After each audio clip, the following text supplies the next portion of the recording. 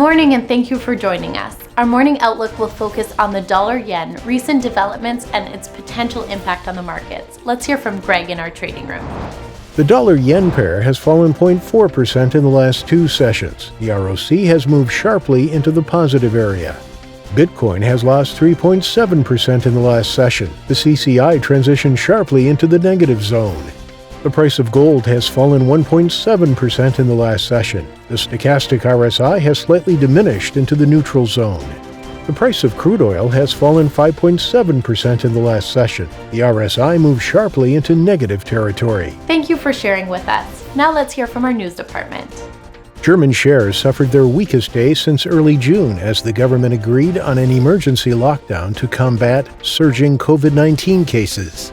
Medici Ventures, a subsidiary of Overstock, announced today an $8 million equity purchase in the Barbados-based digital currency startup Bit.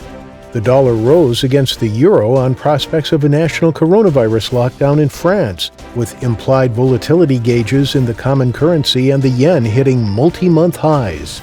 Thank you, and now let's go through today's major economic events.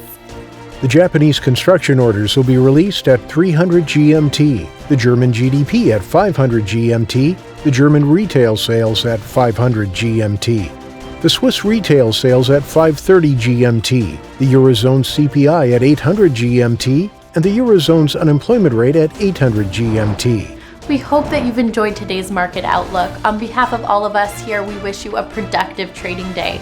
Be sure to join our next review for the latest news and events from the financial markets.